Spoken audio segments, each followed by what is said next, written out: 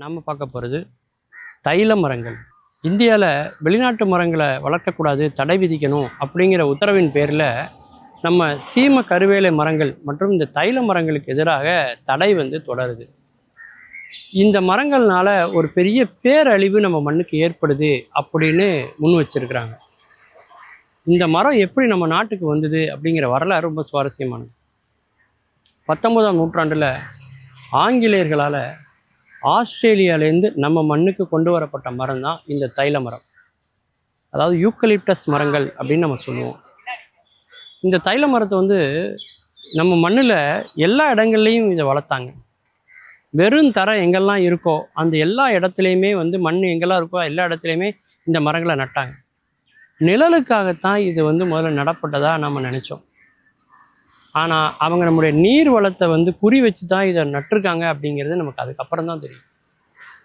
வெள்ளைக்காரன் நம்மளை ஆண்டது அதிகாரத்தால் மட்டும் ஆளலை, நம்ம நாட்டில் எந்த அளவுக்கு வளங்களை சுரண்டியிருக்கான் அப்படிங்கிறத பாருங்கள். அப்போ இப்போ தான் நமக்கு அதை பற்றிய விழிப்புணர்வு வருது.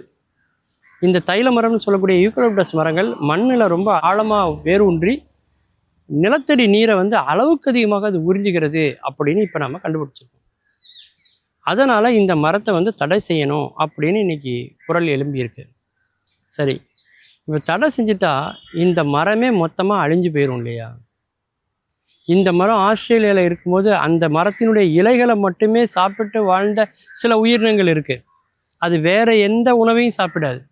அப்படிப்பட்ட உணவுகளை சாப்பிட்டு வளர்ந்த அந்த உயிரினங்கள் அழிந்து போயிடும் இல்லையா? இந்த மரம் இப்போ எதுக்கு நம்ம பயன்படுத்திகிட்டு இருக்கோம் அப்படின்னு பார்த்தீங்கன்னா, காகித தொழிற்சாலைகளுக்கு பயன்படுத்துகிறோம்.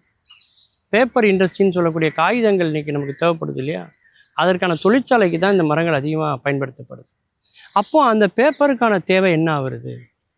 அதை நம்ம எப்படி பூர்த்தி செய்ய போகிறோம்?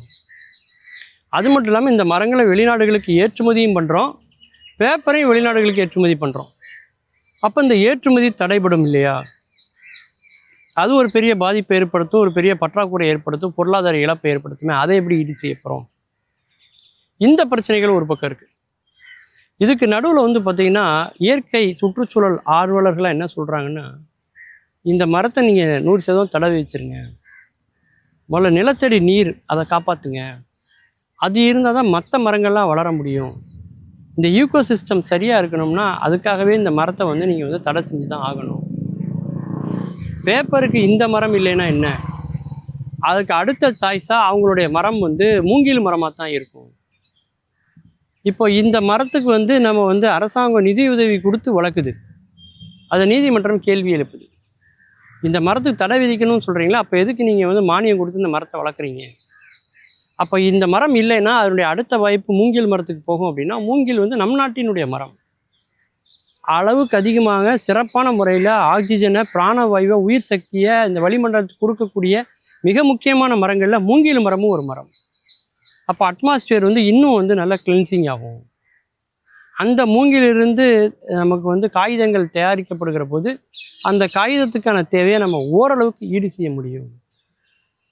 இந்த மூங்கில்கள் ஒரு அடர்த்தியாக வளர்கிறதுனால, ஒரு புதர் போன்ற அமைப்பில் இருக்கனால மற்ற பல உயிரினங்களுக்கும் அது வாழ்வதற்கான ஒரு இடமாக, ஒரு சூழலை நம்ம ஏற்படுத்தி கொடுத்த மாதிரியும் இருக்கும். அப்படி நம்ம ஊரில் உள்ள மூங்கிலுக்கான வளர்ச்சி முக்கியத்துவத்தை கொடுத்துட்டு இந்த தைல மரங்களுக்கான முக்கியத்துவத்தை குறைச்சிடலாம் அப்படின்னு சுற்றுச்சூழல் ஆர்வலர்கள் சொல்லிட்டு இருக்காங்க. இப்போ சீம கருவேல மரங்களை நம்ம மண்ணிலேருந்து அகற்றணும் அப்படிங்கிற ஒரு போராட்டம் அது வெற்றி பெற்று இன்றைக்கு நாலு இடங்களில் அது அழிக்கப்பட்டதுக்கு மிக முக்கியமான காரணமே அந்த நிலத்தடி நீரை உறிஞ்சுது அப்படிங்கிற ஒரு பெரிய குற்றச்சாட்டு இருந்ததுனால தான். அந்த அளவுக்கு அதனால வேற எந்த பெரிய பயனும் இல்லை அப்படின்னாலும் கூட இந்த ஒரு பெரிய ஒரு பேராபத்து இருக்குது அப்படிங்கிறதுக்காக தான் அதுக்கு தடை விதிச்சோம் இல்லையா? அப்போ அதே மாதிரி தானே இந்த மரமும் இருக்குது. அப்போ அதுக்கு ஒரு நியாயம், இதுக்கு ஒரு நியாயமா? அதனால் இந்த மரத்தை நம்ம தடை விதிச்சே தீரணும் அப்படின்னு அவங்க முடிவு பண்ணிட்டாங்க. அதனால் தடை செய்யப்பட்ட மரங்களுடைய வரிசையில் பார்த்திங்கன்னா இன்றைக்கி அந்த தைல மரங்களும் இருக்குது. அதுலேருந்து கிடைக்கக்கூடிய பலன் என்பது பொதுமக்களுக்கு குறைவாக இருந்தாலும் அதனால் நம்முடைய உயிர் சூழலுக்கு ஏற்படக்கூடிய பாதிப்புகள் அதிகமாக இருக்குது. மீண்டும் பல புதிய தகவல்களோடு, அதில் அறியப்படாத பக்கங்களோடு உங்களை சந்திக்கிறேன். நன்றி, வணக்கம்.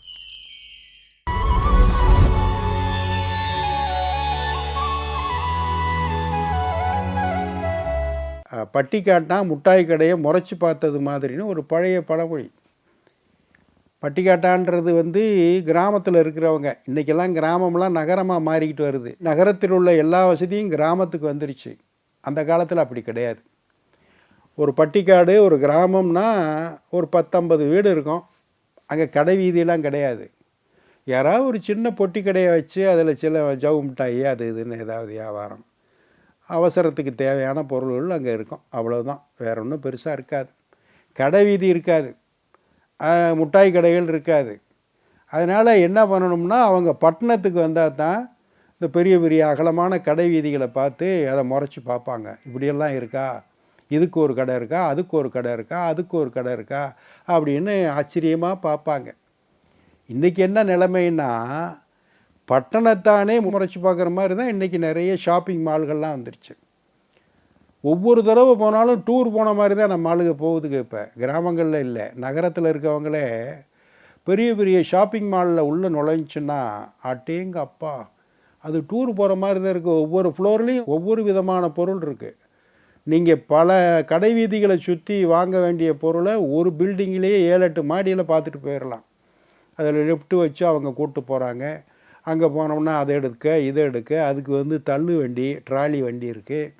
அப்புறம் வந்து பைகள் இருக்குது. எது வேணுமாலும் எடுத்துக்கிட்டு நீங்கள் போகலாம். அதை தள்ளிட்டு போகிறதுக்கு ஒரு வயசான ஆளை நியமித்து விட்ருவாங்க. தாத்தா வருவார், அப்புறம் அவர் கணவர் இருப்பார், அப்புறம் இவங்க எல்லாத்தையும் எடுத்து போடுறதுக்கு இருப்பாங்க. பெண்கள் வந்து அந்த பொருளை இந்த பொருளைன்னு எது சிக்குதோ எல்லாத்தையும் எடுத்து போடுவாங்க. இது அவசிய தேவையா? அந்த காலத்துலலாம் ஒரு 4 நாவுக்கு கடுகுளுந்த பருப்பு கொடுங்கன்னாச்சு அப்படின்னு வாங்கின காலம். இன்றைக்கி அதெல்லாம் கிடையாது. எல்லாம் 1/2 கிலோ, 1/4 கிலோ, 3/4 கிலோ, 1 கிலோன்னு கிலோ கணக்கில் தான் பாக்கெட் போட்டிருக்கான். நீங்கள் குறைஞ்ச அடிப்படையில் சில பொருள் 150 இருக்கும், மற்றதெல்லாம் கிலோ கணக்கு தான். 2 கிலோ வாங்கினா 3 கிலோ ஆஃபர் அப்படின்லாம் போட்டிருக்கோம். எல்லாத்தையும் வாங்கி மொத்தமாக அப்படியே பொருளை அந்த ட்ராலி வண்டி நிறைய நிரப்பிக்கிட்டு அதை இழுக்க முடியாது, தூக்க முடியாது, கஷ்டம். அதனால தான் நான் ட்ராலி வண்டி வச்சுருக்கான், சிரமப்படாமல் பிள்ளைகள் வாங்கணும்னு. அது மட்டும் இல்லை, சில பெற்றோர்கள் என்ன பண்ணுவாங்கன்னா அங்கே குழந்தைகளை தூக்கி அந்த ட்ராலி மேலே முன்னாடி உட்கார வச்சுக்குவாங்க. அதுக்கு 2 எடுத்து உள்ளே போடும், இவர் எடுத்து போடுறத அதை தூக்கி கீழே போடும். அப்படி தான் ஒரு பெரியவர் வந்து தன்னுடைய பேரன் அவனை ட்ராலி வண்டியில் உட்கார வச்சுக்கிட்டு தள்ளிக்கிட்டு உள்ள பொருள்கள் வாங்க வந்திருக்காருன்னா இவர் என்னென்ன எடுத்து அந்த ட்ராலியில் போடுறாரோ அதெல்லாம் குனிஞ்சு அள்ளி வெளியே போட்டுறாரு. என்னடா அப்படி பண்ணுற அப்படின்னு இவர் நினைக்கிறதுக்குள்ளே இவனாக 4 எடுத்து உள்ளே போடுறான். இப்படி தொந்தரவு. சில பிள்ளைகளை கூப்பிட்டு போகிறது, சில பேர் அதை வந்து விளையாட்டு மைதானமாக மாற்றிடுவாங்க. அந்த கடைகளையே சந்தா ஓடி பிடிச்சி விளையாடுறது குழந்தைகள். அதுக்கு பாட்டுக்கு விளையாடினா பரவாயில்லை. இவர் சிரமப்பட்டு ட்ராலியை தள்ளி அதை பொருள்களை எடுத்து வைக்க எல்லாத்தையும் தூக்கி கீழே போட்டுக்கிட்டே வர்றான். அப்புறம் எடுத்து உள்ளே வைக்கணும். ராம், இன்னும் ஒரு 5 நிமிஷம்தான், அப்புறம் போயிடுவோம், அமைதியாக வரணும் என்ன அப்படின்னு சத்தம் போடுறாரு. அப்புறம் தள்ளிட்டு வர்றாங்க. அப்புறமும் சேட்டை தாங்க முடியலை. திருப்பி பில்லு போடுற இடம் வருது. பில்லை வந்தால் திருப்பியும் அதை தூக்கி மாற்றி வைக்கிறான். ராம், இன்னும் 2 நிமிஷம்தான், பில்லை போட்டு போனோம்னா கார் இருக்க இடத்துக்கு 1 நிமிஷத்தில் போயிடலாம். என்ன 1 நிமிஷத்தில் போனோம்னா அங்கேருந்து 15 நிமிஷத்தில் வீட்டுக்கு ட்ரைவ் பண்ணி போயிடலாம். பொறுமை என்ன ராம், அமைதி அப்படின்றார். இதை பின்னாடி ஒரு அம்மா பார்த்துக்கிட்டே வருது. இவன் பண்ணுற சேட்டை, இந்த தாத்தா ஒவ்வொன்றுக்கும் ராம்னு சொல்கிற வார்த்தைகள் ரொம்ப ஆச்சரியமாக இருக்குது. அவர் பில்லை போட்டார், வண்டியை தள்ளிக்கிட்டே வெளியே வந்தார். வெளியே வந்து காருக்கிட்ட இந்த பொருளெல்லாம் எடுத்து அடிக்கிட்டு இருந்தார். அந்த அம்மா வந்துச்சு, சார் ராம் ரொம்ப கொடுத்து வச்சவன் சார், உங்கள் பேரன் ராம், எவ்வளவு பொறுமையான தாத்தாவை நீங்கள் இருக்கீங்க அவன் பண்ணுற சேட்டைக்கெல்லாம் அப்படின்னு. ராமிங்கிறது என் பேரன் பேர் இல்லை, என் பேர். நான் எனக்கு சொல்லிட்டு வர்ற கோபத்தை அடைக்கிறதுக்கு பொறுமையாரு, 2 நிமிஷம்தான் 5 நிமிஷம்தான் எனக்கு நானே சொல்லிட்டு வர்றேன். இப்போ 15 நிமிஷம் கழித்து வீட்டுக்கு போனோன்னு அவனுக்கு இருக்குது அப்படின்னார். அடுத்த ஒரு நிகழ்வில் சந்திப்போம். இந்த நாள் இனிய நாளாக அமைய நல்வாழ்த்துக்கள். வணக்கம்.